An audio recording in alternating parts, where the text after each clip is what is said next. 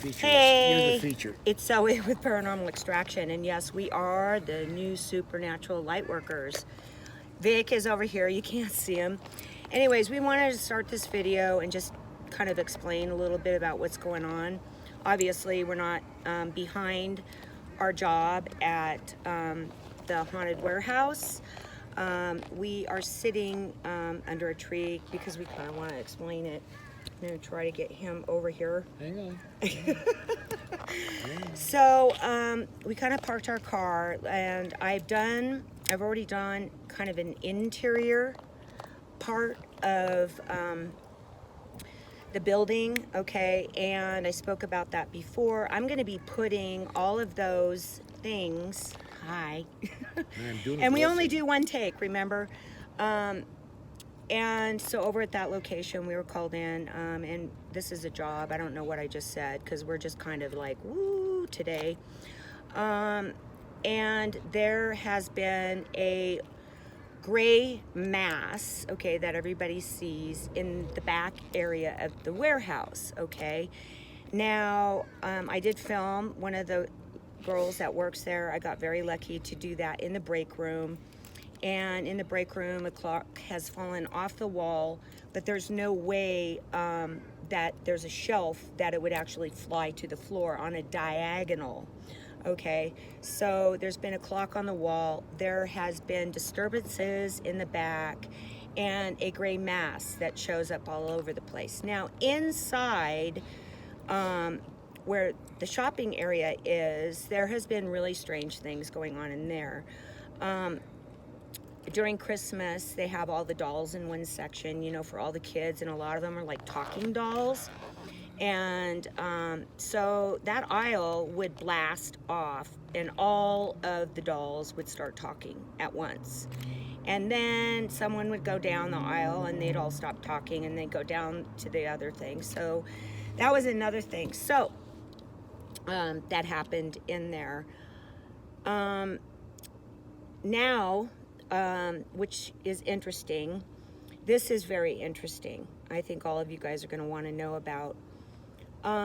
When I was over there, something told me to go behind the facility over there, the warehouse, because we can't disclose that.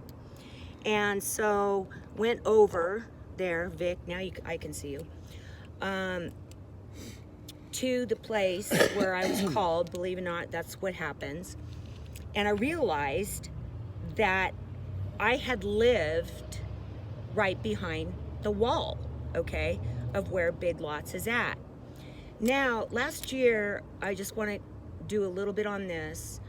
I was in a park, and I felt the same boy, but it wasn't him, but he came into my mind, that committed suicide. So when I lived here, which we're going to walk down the street, and I was called over here by Spirit, I realized that Big Lots sits where he killed himself from suicide, is on the exact location. Yeah, so I want to tell you a little bit about that. I was approximately about 10 years old. My family member bought these brand new, which we're going to walk down. And on the other side of the wall was all farmland at that time. And there was only just like a big barn out there and a house. So there was nothing behind it. So we're going to just take a little stroll over there and let you guys kind of see what I'm talking about. And remember, one take. So over and out. Gonna show you. That is where I used to live. And they were actually brand new at that time that I lived here. And I'm gonna show you where everything's at.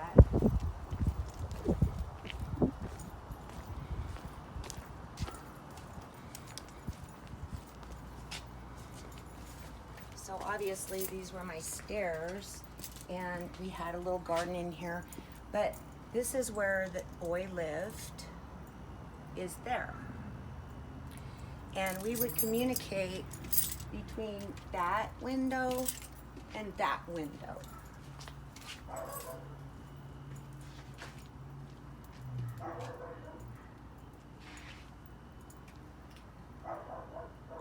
So the interesting thing about this is, let's go this way. If you look from here, okay, over, there was at least all the way to Virginia Street at that time was a field with a barn, okay?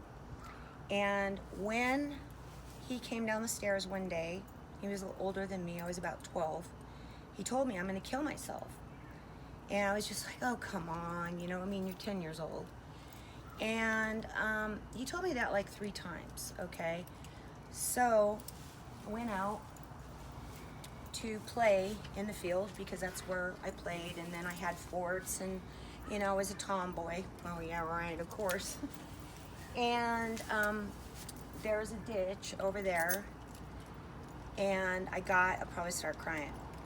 I got into the ditch and I saw him laying there, and he had a beanie cap. It was black, I remember, pulled over his eyes, and he was laying on the ground, okay, with the beanie cap over his eyes inside of the ditch. So I jumped down in the ditch and I'm like, oh, what are you doing? Are you trying to scare me? And I'm looking at him and he's not moving.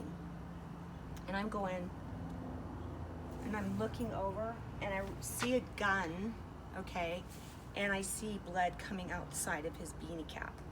Not a good thing to see when you're 10. So then of course the police came. Anyway, so what we're gonna do is what I believe is what is inside of Big Lots is Suicide Boy. That's next to the haunted warehouse, okay? But I do believe he travels over there. So, I believe that he wants to cross over, okay? He has talked to me several times, and so that is what we're here to do today, is to cross him over. But I just wanted to let you know. Oh, so I did some research and went to the library to find out exactly when this happened, when the suicide occurred. However, after a couple hours of research, we found out from the clerk that at that time, they could not disclose a minor committing suicide. So I don't have a record to show you. So I'm gonna say over and out, and we're gonna go behind the wall, and then I'll put a ladder up so you can see. Walking back, because we have to go around to the other side. What do you think? What do I think? Yeah. I think the spirits don't know any walls and they don't know any barriers, except the one that they're trying to cross that they need a blessing to help them across with. That's why he inhabits this entire area, because in their perception, it's all still open. So he's going to go wherever he needs to go, wander wherever he needs to wander. But other than that, I haven't been back in that exact area yet, so I don't know what to think yet.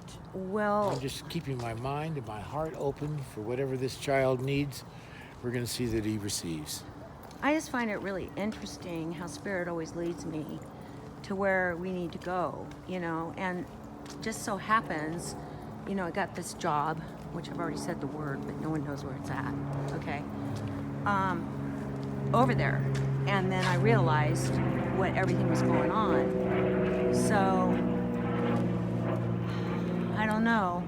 I mean, I do know, absolutely, out of the, you know, everything that we do. Can we see around the corner here? I don't know. We can walk over there and look really quick. Looks like a sidewalk there. And then we're going to go pick up our associate that does some camera work and research for us. No, it's quite a bit. Wall, huh? Well, no. I didn't go over here yet. This is a shorter wall here. Yeah, but that's not where he committed suicide. The place that he's at is down there. So we'll be back, okay? I'm just going to show you what I'm grabbing today. I am going to bring my bells, okay? and my holy water today. And of course, before we do any type of work, Bring your balls. my balls. Yeah, it's scary back there. You're gonna need some cojones. I always bring my very, very old Pretty good. rosary beads. Okay, I already have my other ones on, and I always have to put my obsidian necklace on. So those are going to be the two things that I'm taking, and of course you can't see everything else that's in here. But you can always watch our video, What's in Our Toolbox. And I always like to say this prayer before I do any work anywhere. Archangel Michael, defend us in this day of battle. Be our safeguard against wickedness and the snares of negativity. And thou, Prince of heavenly hosts, by the power of the light, thrust down all evil and wicked spirits. Now I want to show you one little thing. This came from the Vatican. It's extremely old and very rare. Okay, I was given that. I was actually given a lot of these pieces in here. And Katrina, who's our associate, she does a lot of research for us and helps me out at the library. She will be using, sorry guys, we only do one take. I'm going to show them to you because these are really cool. She's going to be using the dowsing rods, okay? And I made these, and you don't have to buy them. There's little crystals at the end. You can actually make these for probably about 10 bucks. Okay, you can make all your stuff for that. We have a compass in there. Oh, I'm going to take that too. So we'll see you over there. That's Katrina. That's Vic. One take. Okay, Vic is using the dowsing rods. And absolutely, the Spirit has shown us, the suicide boy, Try that. that it is here. Try that. Is a suicide boy here? Absolutely 100%. And it's I don't know if you noticed, but when you were doing them and you were facing the wall, they crossed back, right? So Yeah, absolutely 100%. The western direction, and for Yeah.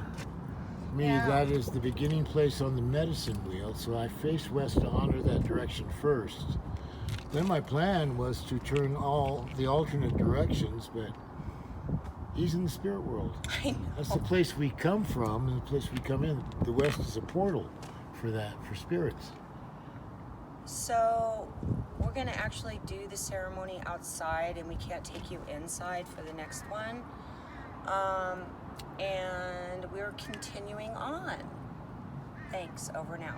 Okay, so here we are in the back, and we took you all the way to the front. And this is where I lived. Of course, you guys know already that this wall was not here, and this whole area was nothing but vacant land. What's going on over there? What's going on with the meter? Oh, it's spinning out of control. Okay, cool. All right. Thank you. All right, Vic, you ready? Associate. And we always kind of do our own things when we go out on a so-called investigation or a job.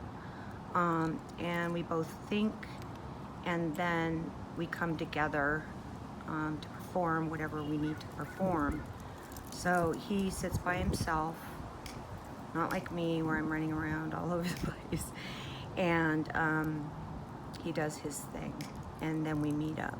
So he'll come back to explain his thoughts. You know, that place that dwells in all of us, the spiritual place that we touch, that place between two thoughts, the gap. We reach that meditation or prayer, you know, and that's where this young guy can come. So he's free to leave here. He doesn't need help crossing, but he needed news. He's a child still. Don't understand completely that he's gone. Doesn't understand completely that he's here. So we as adults come and give him the good news. The good news is it came with you, Zoe. You know, you're a person that can let him know in your way, right? That the path is open. The way is clear. And once you cross over, it doesn't mean that you can never come back. that means that you're like in that spiritual place where you can come and go because your intention is good. And if you need to be here to look after Zoe or anybody else, that you can come and be with you. One of your guides, so to speak now. That's what'll happen if you cross this over. Be a guide. Oh, you're on.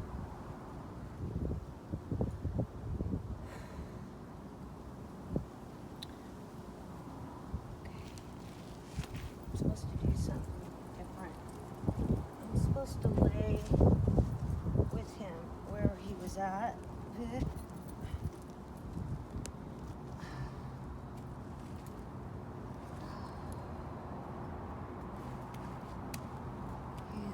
This way.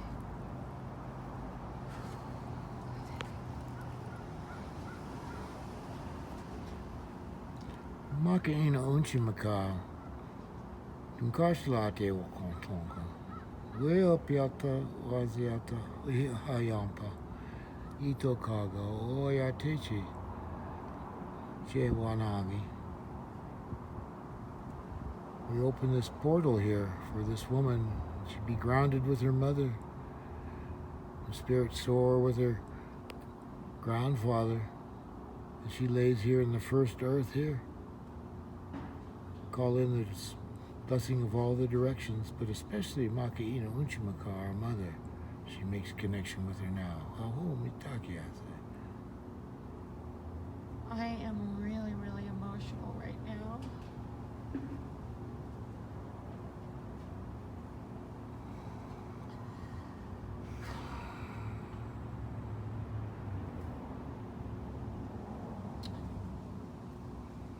But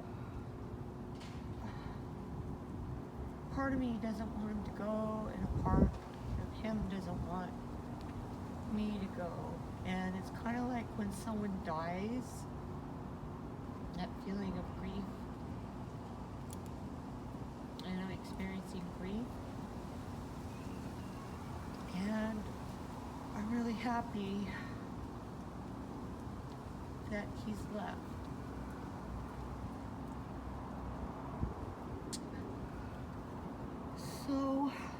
So remember, he can come back too. You guys been traveling a long ways together, though, huh? He was just so grateful for me to be here with him, and he just wanted me to be here, and so I laid, and I miss him, and I know that's who it was, because I'm always guided. And I brought my holy water and my bells, but then I was told to come over here, so I will grieve him the rest of today, and it might be a lot longer, but I'm really glad that we were called over here. I'm glad this was a job, because this also helped me. And I'm glad that he could be free now. And as you said, come and visit. Don't stay with me, but come and visit. So now we'll venture inside. And we can't film that, of course. So I'm glad you guys experienced it. We only do one take, and that's it. And we do the real thing. And it's Paranormal Extraction. That is Vic, my partner. And I am Zoe, and we do supernatural light work. And we had our associate on today, Katrina. So I just want to say thank you to everybody, and thank you for watching.